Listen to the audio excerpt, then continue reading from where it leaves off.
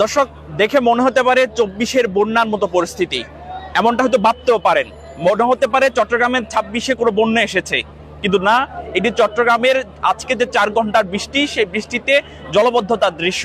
আমার পিছনে হয়তো দেখছেন যে মানুষগুলো মনে হচ্ছে বানবাসী কোনো মানুষ দীর্ঘক্ষণ পানিতে আটকে থাকার পর এভাবে লাইন ধরে তাদের আশ্রয়স্থল কিংবা তাদের ঘর বাড়ি ছেড়ে আশ্রয় কিনতে যাচ্ছে, এমনটা ভাবলেও কিন্তু ভুল করবেন।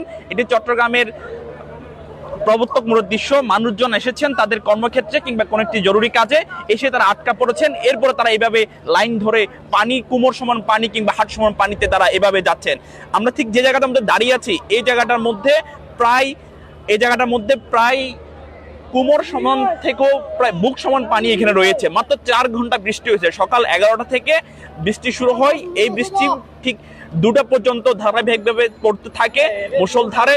এই 4 ঘন্টার বৃষ্টিতে চট্টগ্রাম নগরীর ঠিক এই পরিস্থিতি। চট্টগ্রামের প্রবর্তক মোড়, হালিশহর, আগ্রাবাদ সহ বেশ কিছু এলাকা এভাবে ডুবে গেছে। আমরা যদি দেখে আপনাদেরকে, মানুষজন বুক পরিমাণ পানিতে এভাবে পার হচ্ছেন। যারা বিশেষ করে সাঁতার জান না, তাদের জন্য এই পানি মারিয়ে পার হওয়াটা খুবই কষ্টসাধ্য হয়ে যাচ্ছে। স্কুল কলেজের শিক্ষার্থীরা, বিশেষ করে আজকে যেহেতু এসএসসি পরীক্ষা ছিল, এসএসসি পরীক্ষা দেওয়ার পরে শিক্ষার্থীরা সবচেয়ে বেশি ভোগান্তিতে পড়েছেন। স্কুল কলেজ যখন ছুটি হয়েছে, তারা সবচেয়ে বেশি ভোগান্তিতে পড়েছেন। এবং আমরা যে জায়গাটার মধ্যে রয়েছি, এটি প্রবর্তক মোড়। এই মোড়ের পাশে চট্টগ্রাম মেডিকেল কলেজ, এক পাশে রয়েছে সিএসসিআর বেসরকারি মেডিকেল, এবং এছাড়াও আরো বেশ কয়েকটি প্রাইভেট মেডিকেল রয়েছে, 4-5টি প্রাইভেট মেডিকেল। এখানকার রোগী এবং রোগীর স্বজনদের যারা রয়েছেন, তারাও ভোগান্তিতে পড়েছেন। এবং আমরা যদি দেখাই যে এখানে দোকানগুলোর সামনে কি পরিমাণ পানি রয়েছে, এবং দোকানগুলোর সামনে বাইক রাখা ছিল, বিভিন্ন যানবাহন রাখা ছিল, যানবাহনগুলো একেবারে ডুবে গেছে।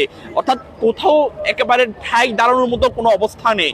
আমরাও ঠিক যে জায়গাটার মধ্যে দাঁড়িয়ে আছি, ওই জায়গাটার মধ্যেও প্রায় কুমোর সমান পানি রয়েছে। এবং আমার পিছনে আমি যদি দেখাই একটু, যে এখানকার যে দৃশ্য, এদিকে দেখে আমি যদি একটু দেখাই, এখানকার যে দৃশ্য আপনারা দেখতে পাচ্ছেন, মানুষজন যেভাবে কষ্ট করে পার হচ্ছেন, একজনের হাত ধরে, একজনে মনে হতে পারে কোনো বানবাসী মানুষ এখানে আটকা পড়েছেন। আটকা পড়ার পরে তারা এভাবে পার হচ্ছে। আমি একটু কথা বলতে চাই কয়েকজন মানুষের সাথে, তাদের সাথে কথা একটু জানবো। ভাই, কোথা থেকে আসতেছেন? কোথা থেকে আসতেছেন? আচ্ছা, এই যে এত কষ্ট করে আসছেন, কি বলবেন একটু? এখন কি বলবো, সবার যে এরকম, আমারও এরকম। সব জায়গায় কি একই অবস্থা? এখানে প্রবর্তক মোড়ে। জি দর্শক, আমরা কথা বলছিলাম যে এই জায়গাটার মধ্যে যারা আসছেন তাদের সাথে, তারা যেমনটা বলছেন যে তারা খুবই কষ্ট করতে হচ্ছে। আমরা যদি দেখাই, বৃদ্ধ মহিলারা যেভাবে পার হচ্ছেন, আমাদের মা বোনেরা যেভাবে পার হচ্ছেন, এই দৃশ্য আসলে কতটা দুঃখজনক এবং কতটা কষ্টকর, সেটা আসলে যারা পার হচ্ছেন তারাই বুঝতে পারবে বা তারা বুঝতে পারবে। এবং আপনাদের জানিয়ে রাখছি, চট্টগ্রামে বিভিন্ন সংস্থার অধীনে এখন এই মুহূর্তে 1450 কোটি টাকার প্রকল্পের কাজ চলছে। প্রকল্পের কাজ চললেও জলবদ্ধতা নিরসনে কোনো ধরনের প্রতিকার কিন্তু নেই। চট্টগ্রাম সিটি কর্পোরেশন এই বিষয়টি নিয়ে জোরে সোরে কাজ চালালেও কোনো ধরনের প্রতিকার কিন্তু মিলছে। আমি একটু কথা বলতে চাই, কোথা থেকে আসতেছেন? আমরা ওই মেডিকেল মেন গেট থেকে। এই যে পানির মধ্যে দিয়ে আসছেন, কি বলবেন? আমরা তো ডিডি যেতে হচ্ছে, তো এই কারণে আমরা মেডিকেল মেন গেট থেকে এখানে আসতে আমাদের অনুমানিক আধা ঘন্টা সময় লাগছে। এক্সট্রা কাপড় নিয়ে আসছে, আমাদের ডিডি আছে তো, এখন ডিডিতে যাচ্ছে। এই কারণে আমরা ওইখান থেকে এখানে আসতে হলে 40 মিনিট মতো সময় লাগছে। আধা ঘন্টা থেকে 40 মিনিটের কম না। এটা হচ্ছে এখানে নালার কাজ চলতেছে, তো এই কারণে এখানে সব দিকে জাম হয়ে গেছে। এই কারণে দর্শক, আমরা কথা বলছিলাম, আমরা একটা দৃশ্য দেখাতে চাই। একটি ভ্যানে করে কয়েকজন মানুষ, তারা কিন্তু, ভাই আপনাদের থেকে কত টাকা করে নেওয়া হচ্ছে? যত চাই তত দেওয়া উচিত না। দর্শক, আমরা দেখাচ্ছিলাম যে একটি ভ্যানে করে কিন্তু মানুষদেরকে পার করা হচ্ছে। অনেকে এই কিছু মিটারের এই পথ পাড়ি দিতে অনেক টাকাও কিন্তু ব্যয় হচ্ছে, প্রায় জনপ্রতি 100-150 টাকার মতো করে ব্যয় হচ্ছে। আমরা যদি দেখাই যে চট্টগ্রামের এখন যে প্রবর্তক মোড়, এই প্রবর্তক মোড়ের দৃশ্যটা দেখাচ্ছিলাম আপনাদেরকে, যে পানি একেবারে বুক পরিমাণ, অর্থাৎ এখানে ঠাঁই পাওয়ার মতো অবস্থাও কিন্তু নেই। কেউ সাঁতরে পার হচ্ছেন, কেউ যে ফুটপাত রয়েছে, ফুটপাতের কিছু অংশতে কোমর পরিমাণ পানি, ওই জায়গাগুলো দিয়ে তারা পার হচ্ছেন। এবং আপনাদেরকে যদি দেখাই যে এই মুহূর্তের চট্টগ্রাম প্রবর্তক মোড়ের যে পরিস্থিতি, সে পরিস্থিতি তো আপনারা দেখতে পাচ্ছেন। আর যেমনটা দেখছেন তেমনটা দেখেও তো আপনাদের মনে হতে পারে এটি কোনো বন্যা। এই যে একটা মোটর সাইকেল কিন্তু নিয়ে যাওয়া হচ্ছে, পানিতে একেবারে ডুবন্ত অবস্থায় নিয়ে যাওয়া হচ্ছে। এবং আমরা যদি দেখি আশপাশের বিভিন্ন দোকানের সামনে যে মোটর সাইকেলগুলো রয়েছে, সেই মোটর সাইকেলগুলো ডুবন্ত অবস্থায় আছে, পাশাপাশি বিভিন্ন যানবাহনও কিন্তু ডুবন্ত অবস্থায় আছে।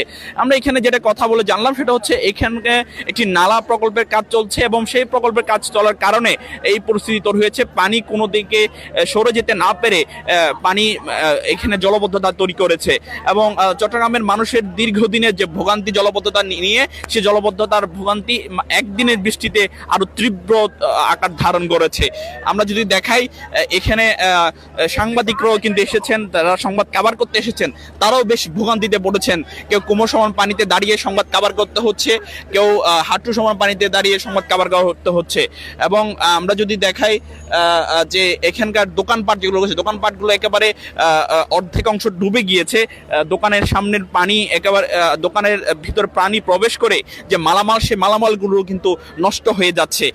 এবং আপনাদেরকে যেটা দেখাচ্ছিলাম যে মানুষজনের বিশেষ করে যে ভোগান্তি, আপনারা হয়তো আমাদের ক্যামেরায় দেখতে পাচ্ছেন যে বিশেষ করে মহিলারা তাদের বুক সমান পানি কিন্তু তারা মারিয়ে তারা কিন্তু পার হতে হচ্ছে। এবং বিশেষ করে আশপাশের দোকানিদের সাহায্য নিয়ে তারা পার হতে হচ্ছে। এই যে মহিলাদের এই কষ্ট তীব্রতর কতটুকু, সেটা আসলে যারা পার হচ্ছে তারা বুঝতে পারবেন। চট্টগ্রামবাসী এই দায় কাকে দিবে, চট্টগ্রাম মানুষ এই জন্য কাকে দুষবেন, সেও তো তারা বলতে পারছেন না।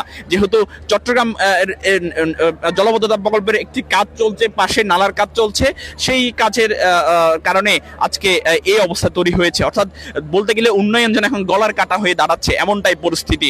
উন্নয়নের কাজ করতে গিয়ে এখন যে নালার কাজ চলছে, পানি কোনো দিকে সরে যেতে পারছে না, যার ফলে এখানে জলবদ্ধতা তৈরি করেছে।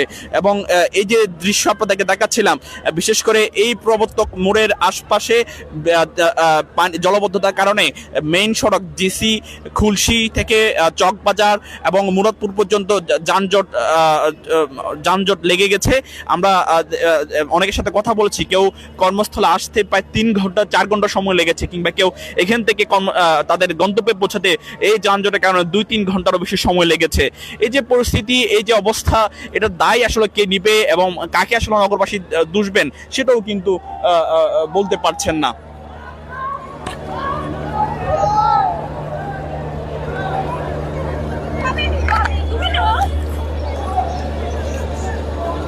ভাইয়া একটু ধরেন তো, আমি লাইভটা শেষ করি।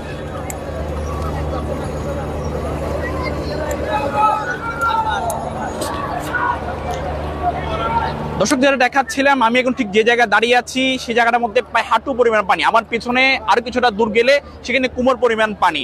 এই হাঁটু পরিমাণ, কোমর পরিমাণ, কোথাও বুক পরিমাণ পানি মারিয়ে নগরবাসী তাদের গন্তব্যে পৌঁছাতে হচ্ছে। চট্টগ্রামের আজকের এই 3-4 ঘন্টার বৃষ্টিতে এমনটা পরিস্থিতি তৈরি হয়েছে। দর্শক, এই ছিল আমাদের কাছে সর্বশেষ।